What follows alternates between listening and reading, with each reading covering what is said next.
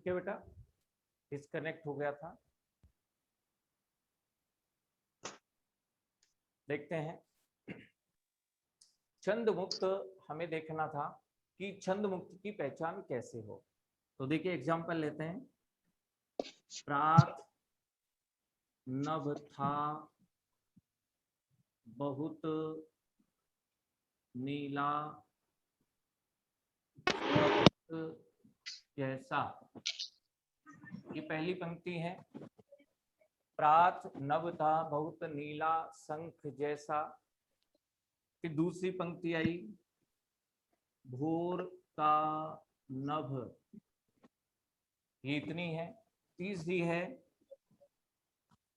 राख से लीपा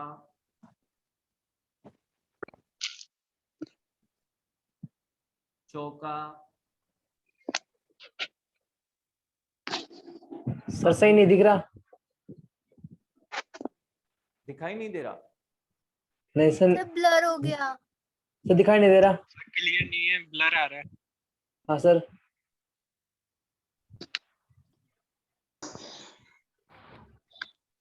बेटा बोर्ड दिखाई नहीं दे रहा क्या? Yes sir. सर ब्लर दिखाई दे रहा है बिल्कुल। और से साफ नहीं दिख रहा। क्लियर नहीं दिख रहा। क्लियर नहीं दिख रहा सर। हिंदी बोले।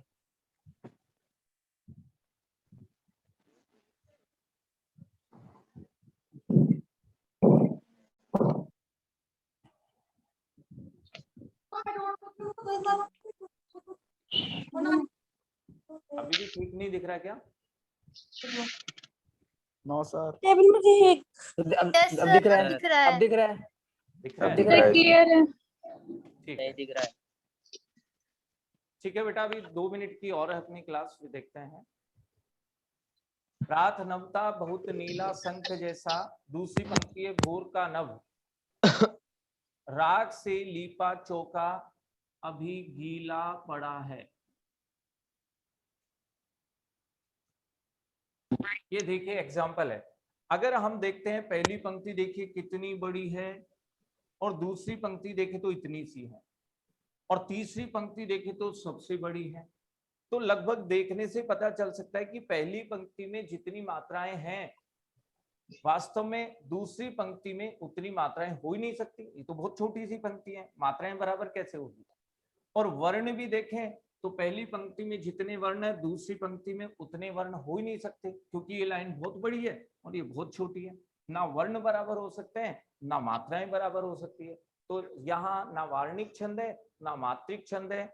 अगर ऐसी कविता है जिसमें एक पंक्ति बहुत बड़ी है, दूसरी पंक्ति बहुत छोटी है, कोई पंक्ति ना छोटी ना बड़ी, ऐसी साइज में है, आकार में है, तो हम लगभग देखकर ही बता सकते हैं कि इनमें वर्ण बराबर नहीं हो सकते, वार्णिक छंद नहीं है, मात्राएं बराबर नहीं हो सकती, मात्रिक छंद भी नहीं है। तो ऐसी स्थिति में हम कहेंगे कि है छंद मुक्त कविता है, इसमें किसी भी छंद का प्रयोग नहीं हुआ है। तो आज हम हमारे आरोह बुक में से सभी कविताएं देखें, उनमें आप मात्राएं गिने सबसे पहले, और मात्रा यदि दो पंक्तियों में बराबर आ जाती है, पहली में जितनी मात्राएं दूसरी पंक्ति में भी उतनी मात्राएं, तब तो उस कविता में लिख दें मात्रिक छंद। ये कविता मात्रिक छंद से संबंधित है। अगली कविता में जाएं, वहां यदि मात्राएं बराबर नहीं है तो वर्ण गिन के देख लो। अगर पहली पंक्ति में जितने वर्ण है दूसरी पंक्ति में उतने ही वर्ण है, तो फिर हम लिख लेंगे ये वार्णिक छंद है, इस कविता में वार्णिक छंद है। और किसी कविता में ना मात्राएं बराबर हो ना वर्ण बराबर हो, तो उस कविता में लिख देंगे ये छंद मुक्त कविता है। तो आज हम यही अभ्यास करेंगे। हमारे आरोह के पद्य खंड से जितनी भी कविताएं हैं उनमें ढूंढेंगे कौन मात्रिक छंद से संबंधित है, कौन सी कविता वार्णिक छंद से संबंधित है, और कौन सी कविता छंद मुक्त है। जब नेक्स्ट हम आगे क्लास होगी, आपको चैप्टर्स पढ़ाएंगे, उस समय मैं आपसे पूछूंगा बताइए बेटा ये कविता कौन से छंद से संबंधित है, इस कविता में कौन सा छंद है, ये आपको बताना पड़ेगा। ठीक है। अब कोई डाउट हो, कोई प्रश्न हो, किसी से कुछ पूछना है तो आप बात कर सकते हैं। सर हाँ बोलिए। कल आपने मात्रिक छंद में बताया था ना मात्राएं गिनना, हाँ हाँ तो उनमें वो प्रकार की बताई थी आपने, तो वो एक बार वापस से बता दो, प्रकार की, प्रभु की, इनकी। अच्छा अच्छा। देखो बेटा, कुछ वर्ण ऐसे होते हैं, जैसे हमने लिखा प्रभु, प्रभु, तो सबसे पहले ये प्र कैसे बना ये हमें आना चाहिए। ये कैसे बनता है, देखो जो नीचे जो लिखा हुआ होता है वर्ण वो पूरा होता है, और ऊपर जो वर्ण लिखा होता है वो आधा होता है। तो यस ऊपर सर। प लिखा हुआ है तो प आधा है बेटा, और इसके नीचे र है वो पूरा है। तो ये इस तरह से विस्तारित रूप है। तो आधे अक्षर में तो मात्रा होती नहीं है, और इसमें ए है तो एक मात्रा, इसमें छूटा हुआ तो एक मात्रा, तो प्रभु में दो मात्रा हो गई। Yes, इसके sir. अलावा जैसे शब्द ले लें हम, द्वंद्व, ये शब्द है, ऐसे मान के चले, ठीक है ना। इसको देखो विस्तारित रूप में लिखेंगे, दै तो आधा है, यस सर। वह नीचे है वो पूरा है।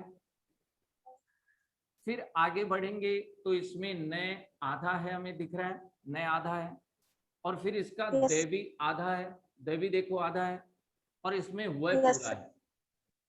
ये इसका विस्तारित रूप हो गया। तो आधे Yes, अक्षर sir. में मात्रा नहीं है, इसमें Yes. ए की एक मात्रा होती है। लेकिन आप देखो आधे अक्षर से पहले हमने कहा था, आधे अक्षर से, ये दोनों आधे अक्षर हैं, इनसे Yes, पहले sir. वाली मात्रा दो गिनेंगे, तो इसकी दो। मात्रा एक नहीं गिनकर हमें दो गिननी पड़ेगी। क्यों गिननी पड़ेगी, क्योंकि आधे अक्षर से पहले की मात्रा दो गिनेंगे, और आधे आधे अक्षर में मात्रा होगी नहीं, और ये वह है तो इसकी एक मात्रा हो गई। तो द्वंद्व की मात्रा होगी कितनी, तीन। तीन। ठीक है बेटा, यस सर। ठीक है, आज आप प्रैक्टिस करेंगे। ओके।